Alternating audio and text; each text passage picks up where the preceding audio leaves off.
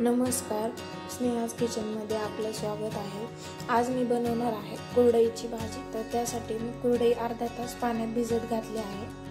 त्यासाठी लागणारे साहित्य 5 कांदे घेतले आहेत, थोडा कढीपत्ता घेतलेला आहे आणि थोडी कोथिंबीर घेतलेली आहे। चला तर मग पाहूया रेसिपी। मी थोडा लसूण पण ठेचून घेतलेला आहे भाजीसाठी। मी कढईमध्ये 2 चमचे तेल घेतलेलं आहे। तेल थोडं गरम होऊन द्यायचं। गरम झाल्यानंतर आपण जिरी, मोहरी आणि हळदची फोडणी देणार आहोत। 1 चमचा मोहरी टाकून छान तडतडून द्यायची। त्यामध्ये 1 चमचा जिरे टाकायचे।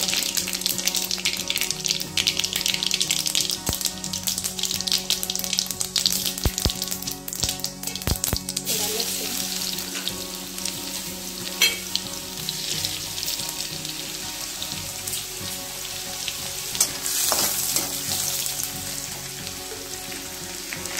कढीपत्ता,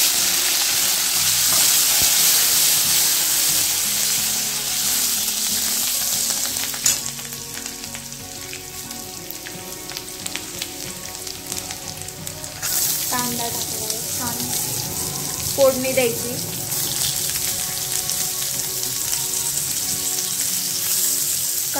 कांदा छान गोल्डन कलर येईपर्यंत परतून घ्यायचा।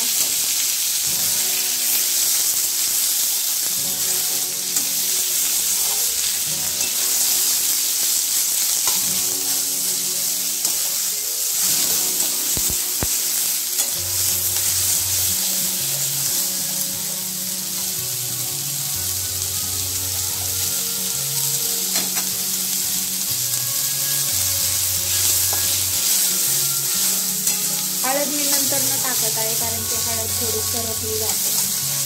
मी हळद थोडं कांदा परतल्यावर टाकते।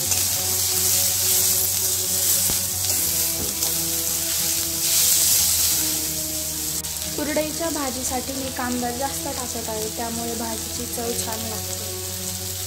जास्त कांदा असेल तर भाजी छान लागते, त्यामुळे मी भाजीला जास्त कांदा टाकलेला आहे।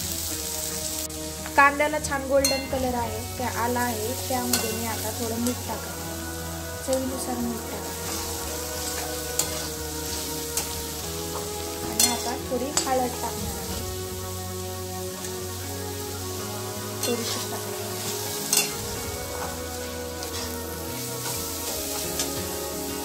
मी 1 चमचा लसूण चटणी टाकत आहे, घरी बनवलेली आहे लसूण चटणी।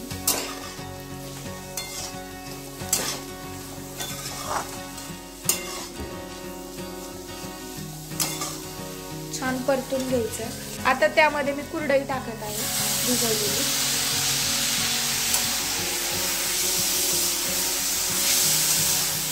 मी कलरफुल कुरडई घेतलेली आहे, तुम्ही पांढरी कुरडई पण घेऊ शकता।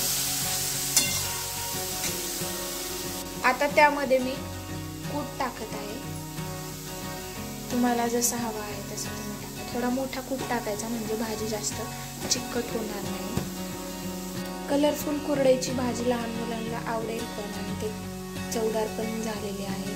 त्यामुळे तुम्ही टिफिनसाठी रोज काय बनवायचा हा नवीनच प्रश्न असतो, तर तुम्ही कुरडईची भाजी झटपट 5 मिनिटमध्ये बनणारी कुरडईची भाजी तुम्ही बनवू शकता।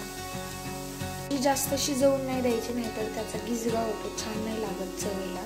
तर भाजी मोस्टली शिजतच आलेली आहे जवळपास।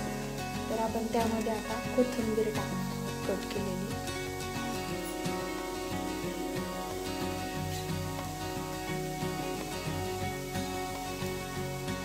हे बघा, भाजीचं टेक्स्चर तुम्ही बघू शकता किती छान आलेलं आहे।